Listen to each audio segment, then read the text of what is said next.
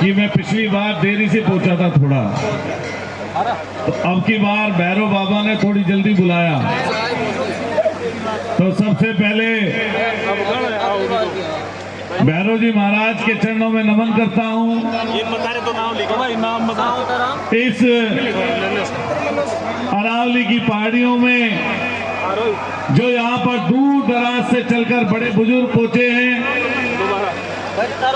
और श्रद्धा से आस्था से यहाँ पर आए हैं, मैं उनके चरणों में भी नमन करता हूँ और अपने सभी इष्ट देवताओं को नमन करते हुए, भगवान देव नारायण को याद करते हुए, हमारे यहाँ पर जितने मेला कमेटी के साथी हैं जो कई रोज से रात भर जागकर मेले के आयोजन को सफल बनाते हैं, मैं उनका भी आभार और धन्यवाद ज्ञापित करता हूं। अन्य दलों से, अन्य विचारों से, अन्य जाति वर्ग के लोग इस मेले में आस्था के स्वरूप पहुंचते हैं, मैं उनका भी अभिनंदन और स्वागत करता हूं। मैं उनका भी धन्यवाद करता हूं जो अलग अलग विचार को लेकर यहां पर पहुंचते हैं। मुझे भी जब मेले में आने का निमंत्रण प्राप्त हुआ तो मेरे मन में वही बात थी जो पिछले 2 साल पहले जब मैं आया था, मेरे मन में यह भाव था कि मैं इस बार समय से पहुंच जाऊं और कई लोगों से रूबरू हो जाऊं। तो भगवान भैरवनाथ ने, भगवान ईश्वर ने मुझे फिर यहाँ पर मौका दिया है। मैं उनका धन्यवाद करूंगा। जिन लोगों ने मुझे यहाँ पर आमंत्रित किया, मैं धन्यवाद करूंगा। बहुत शॉर्ट में जो बात आदरणीय पूर्व विधायक जी ने बोली, हजारी लाल जी का धन्यवाद करते हुए, पूर्व मंत्री कैलाश जी, आदरणीय डॉक्टर रुपेश जी, रूप सिंह जी, चरण सिंह प्रधान जी, विक्रम सिंह जी, पीडी गुजर, विक्रम सिंह चावड़ी, विकास प्रधान, हमारे साथी लोकेश जी, कृष्ण जी, विकास जंगाल जी, हमारे विकास भाई साथी हमारे संचालन कर रहे, बहुत शानदार। पिछली बार मैंने इनकी तारीफ की थी, कैलाश शर्मा जी। हालांकि गुजर लोग तो पंडित जी लोगों को बहुत मानते हैं, मानते हैं नहीं मानते बताओ? तो हमारे यहाँ भी ऐसे ही है और पूरी दुनिया में आपको लोग मानते हैं। ये बात तो है कि ईश्वर ने सबसे पहले अगर नजर किसी पर डाली, वो पंडित जी लोगों पर डाली।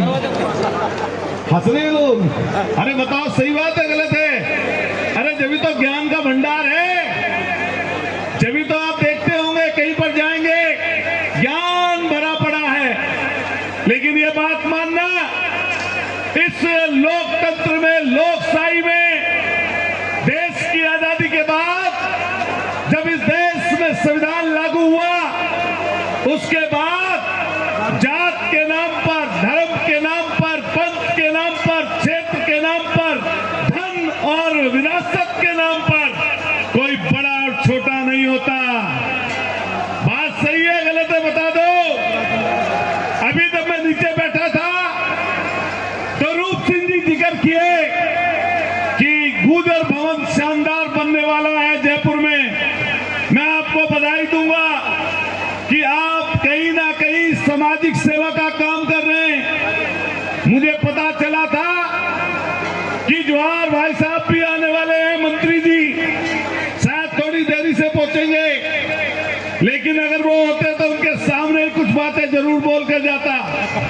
और बोल इसलिए देनी चाहिए बातें क्योंकि ये जो आज मेला है, ये आस्था की वजह से लोग यहाँ पर खड़े हैं। भगवान भैरवनाथ के चरणों में लोग इसलिए यहाँ पर पहुंचे हैं कि अपनी अपनी मिन्नतें लोग मानते हैं कि उनका परिवार खुशहाल रहे, वो तरक्की करे, ये पूरा समाज तरक्की करे।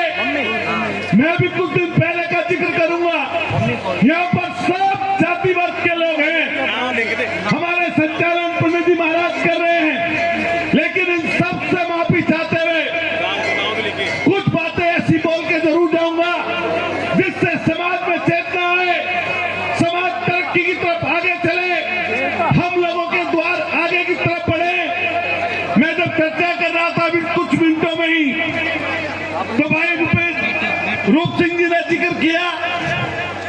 कि केंद्र का भी जिक्र करना और राजस्थान सरकार का भी जिक्र करना। इन्होंने उत्तर प्रदेश भूल गए, मैंने कि मैं उत्तर प्रदेश का भी जिक्र करके जरूर जाऊंगा और हरियाणा का भी जिक्र कर दूंगा और बराबर जहां के हो गए वहां का जिक्र कर दूंगा। लेकिन ये ताती जो नौजवानों की यहाँ पर खड़ी है, जो बड़े बुजुर्ग यहाँ पर हैं, मैं उन सबसे ये बात कहूंगा कि जीवन में सबसे ज्यादा महत्वपूर्ण, सबसे बड़ी उपलब्धि आपके लिए अगर कुछ है तो आपकी नस्ल बेहतर हो जाए, आपकी पीढ़ी बेहतर हो जाए, आपके बच्चे बेहतर हो जाए। इससे बड़ी उपलब्धि किसी माँ और बाप के लिए, परिवार के लिए कोई दूसरी नहीं हो सकती। बड़े बुजुर्गों और नौजवान साथियों, हमने बड़ा से बात सुनी, पहले से बात सुनते आए कि जिसकी नस्ल अच्छी हो गई, जिसके बच्चे अच्छे हो गए, तो समझ लीजिए उसकी पूरे जीवन की मेहनत पूरी हो गई। लेकिन आज का ये दौर है जब आज हम लोग भैरवनाथ जी के चरणों में यहाँ पर खड़े हैं, तो यहाँ पर कुछ ना कुछ प्रण बांध कर जाना, कुछ ना कुछ मुट्ठी बांध कर जाना कि अगले 1 साल में हम लोग ऐसा कुछ करके दिखाएंगे जिससे हमारा परिवार खुशहाल होगा। मैं कई मंचों पर जाता हूं और कई मंचों पर जाकर कई बार राष्ट्रवाद की हम लोग एक परिभाषा सुनते हैं कि राष्ट्रवाद। मैं एक बार सदन में था अपने, मैं एक बार इसको उतार दूं, वो गर्मी लगने लगी।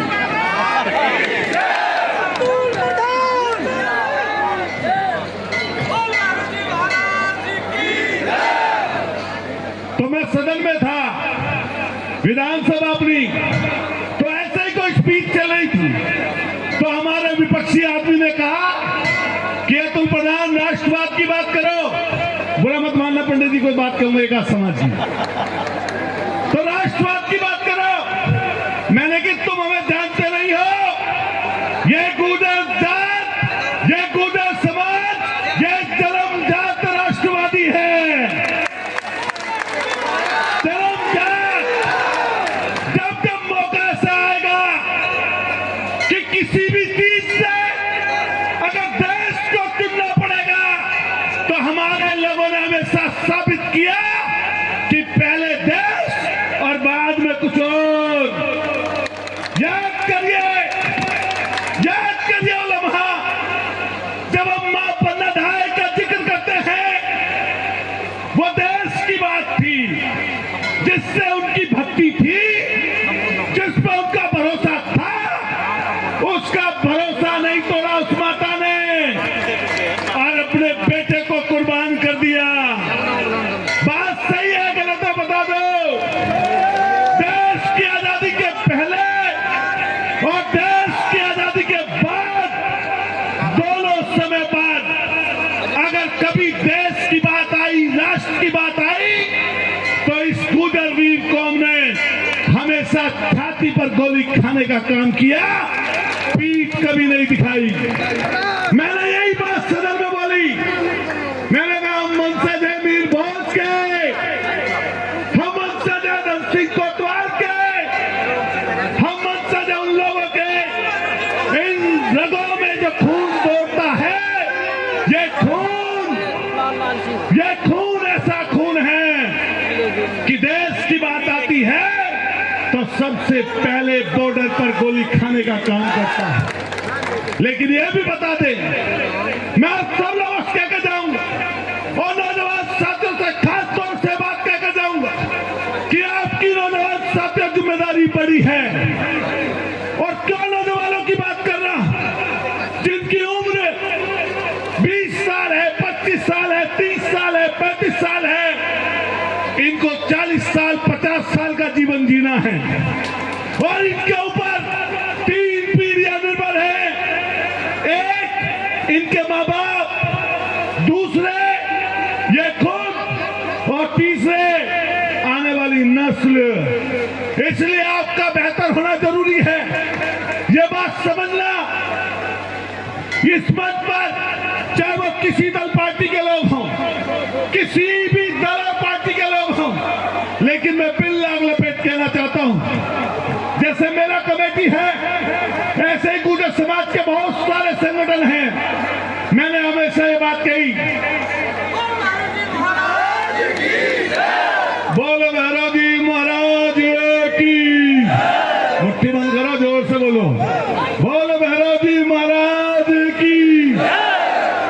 तो मैंने हमेशा ये बात कही कि जो सामाजिक संगठन है, चाहे वो किसी भी जात के हो, लेकिन बात मैं गुर्जर की कर रहा हूं, जो गुर्जर समाज के लोग हैं, सब सामाजिक संगठन हम देखते हैं।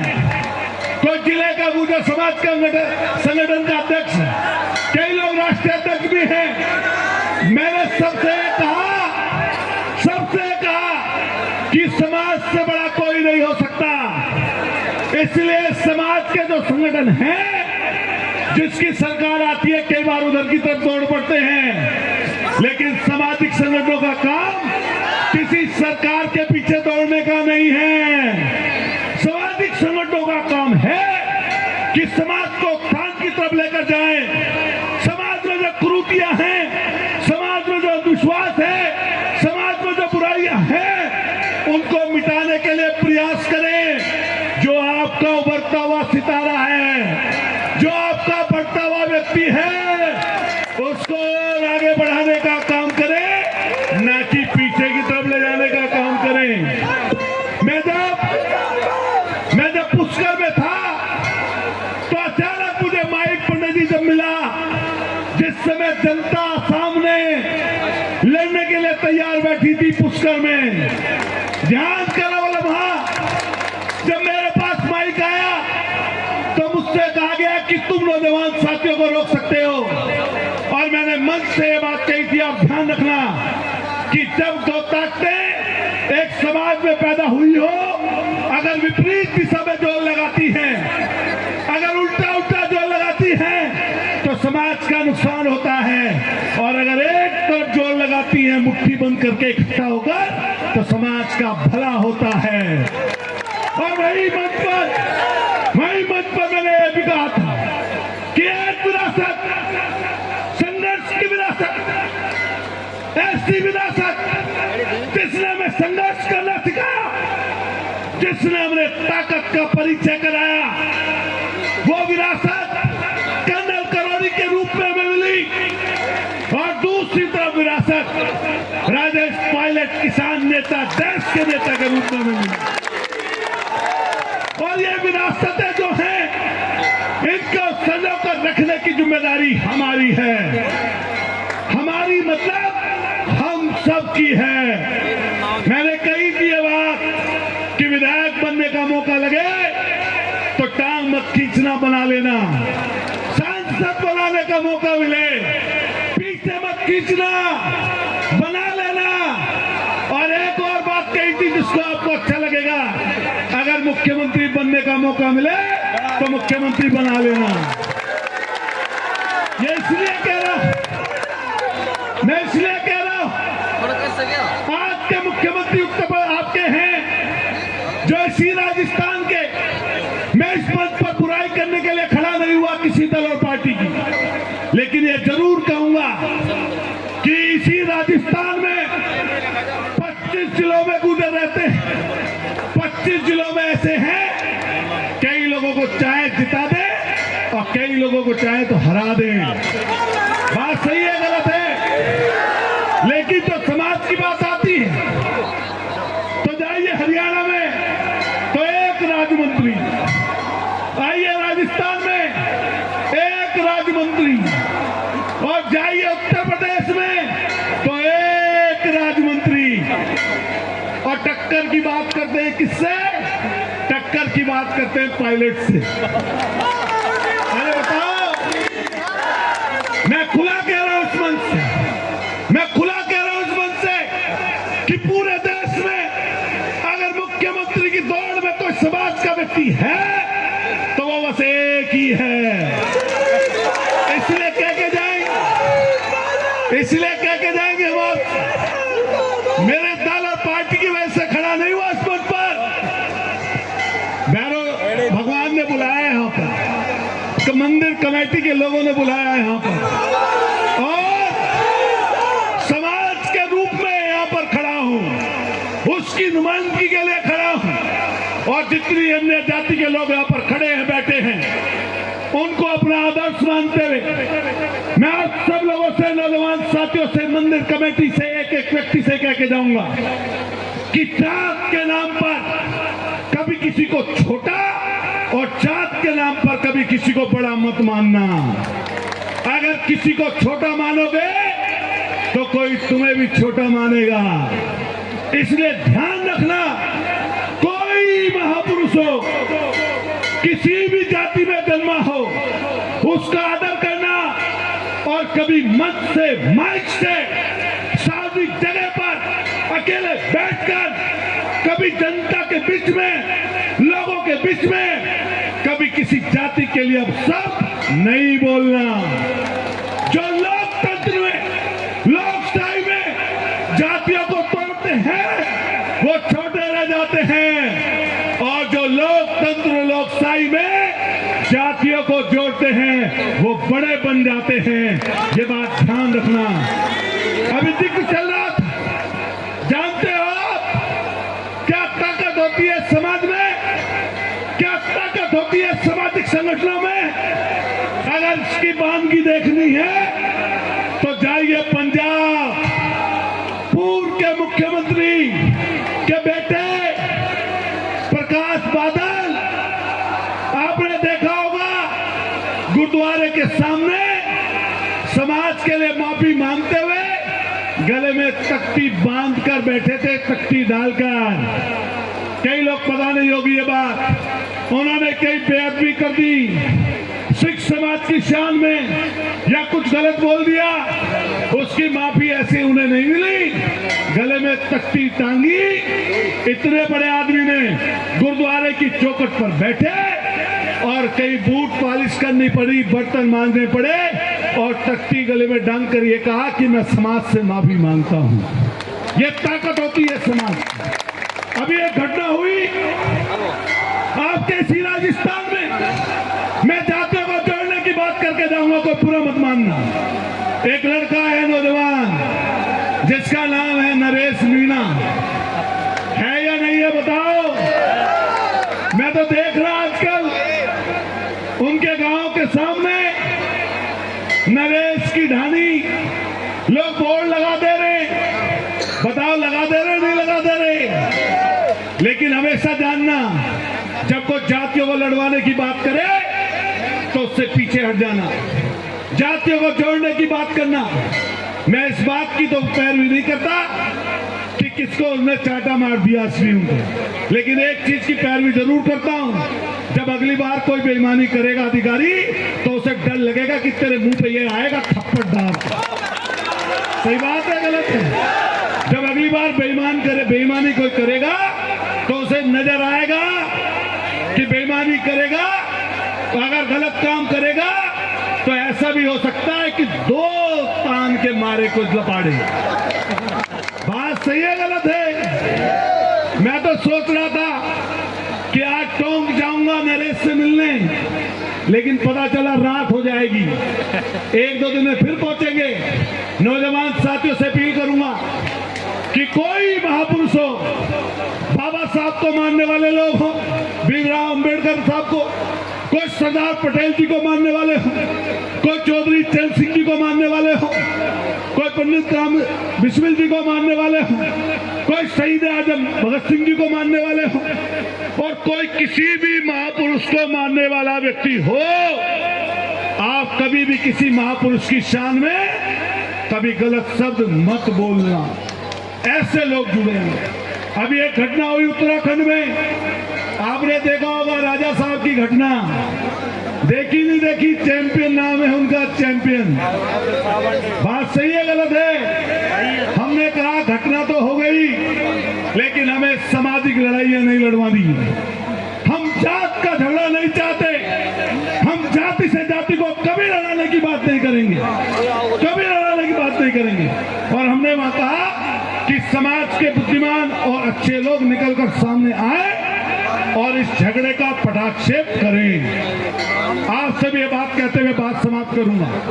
जब आप ताकतवर रहेंगे, पता चला एयरपोर्ट के उसके बाद 10 करोड़ की राशि का इकट्ठा हुए हैं, गुर्जर भवन बनने जा रहा है। लेकिन अगर कहीं हमारे पंडित जी भवन बनाने लगे तो पीछे मत हटना, इनका भी बनवा देना इकट्ठे मिलकर। और आपको सहयोग की जरूरत पड़े तो इनसे भी सहयोग ले लेना। अगर किसी भी जाति वर्ग के लोग यहाँ पर बैठे हों, मैं सिर झुकाकर और हाथ जोड़कर उनसे सबसे ये बात कहूंगा कि हम लोग जातियों को जोड़ने निकले हैं, हम तोड़ने नहीं निकले।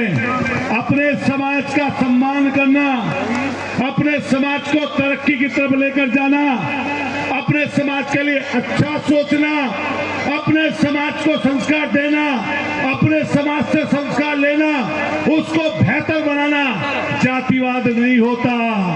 जातिवाद क्या होता है कि किसी मंच पर, किसी जगह पर किसी जाति के लिए अपशब्द बोले जाए और अपनी का बखान किया जाए, ये जातिवाद होता है। इसलिए मैंने जो बात बोली है वो किसी जाति के सम्मान में नहीं बोली।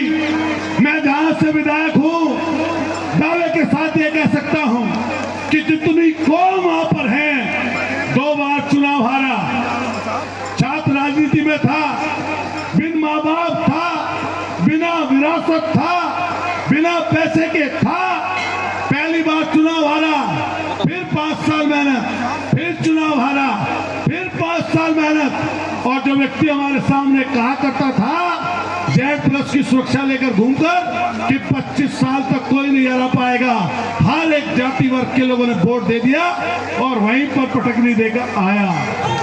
और फिर मौका अगर मिलेगा, जनता मौका देती, अगर लोगों में आप ठीक ढंग से रहो, मेहनत करो, जमीन पर रहकर मेहनत करो, कमजोर लोगों के बीच में रहो, कमजोर लोगों का आदर करो, जात के नाम से किसी को छोटा और बड़ा न मानो, तो हर जाति वर्ग के लोग आपके साथ खड़े हो जाते हैं। इसलिए आपसे धन्यवाद करते हुए, क्योंकि वापस जाना है दिल्ली में, शाम तक पहुंच जाएंगे 3 घंटे में, 4 घंटे में। मैं आपका आभार व्यक्त करता हूं, पूरे समाज के तमाम बड़े बुजुर्गों का इनके चरणों में प्रणाम करते हुए, आप सब बड़े बुजुर्गों के चरणों में नमन करते हुए आपका धन्यवाद करूंगा। और मेरे मुंह से अगर कोई गलत बात निकल गई हो तो माफ कर देना, कोशिश तो सही की है, कोशिश तो सही की है। इसलिए आपका बारंबार धन्यवाद, आभार। और जो लोग सस्ते में अपनी बोली लगा लेते हैं, मान लिया जो नंबर लगा देते हैं, नंबर वाले किस चीज का समझ रहे हो कि बोली लगवा ली, वो बिकने जा रहे हैं, तो बाजार में दाम तो मिल ही जाती है। और जो लोग बोली नहीं लगवाते तो सामने वाला दाम कितने लगा ले, खरीद नहीं सकता। खरीद सकता है क्या? तो इसलिए आप सब लोगों से यही कहते हुए कि आपका आशीर्वाद बना रहे। कई लोगों ने कहा कि मैं उत्तर प्रधान राजस्थान से चुनाव लड़ना चाहता है। मैंने कहा मैंने एक सीट 15 साल में पक्की की है अपनी, मेरठ में MLA की। MP थोड़ा चूक गया मामला, पर्चा तो भराए थे, भैरव बाबा की कृपा नहीं हुई। अगली बार उसकी कृपा होगी तो शायद वही बड़े सदन में खड़े नजर आते हैं। तो आपका बहुत बहुत आभार। एक बार जोर से नारा सब लोग लगाएंगे, भैरव जी महाराज की। मुट्ठी बंद करके बड़े बुजुर्ग सब बोलो, कुछ करंट सा नजर आना चाहिए सब लोगों में। बोलिए भैरव जी महाराज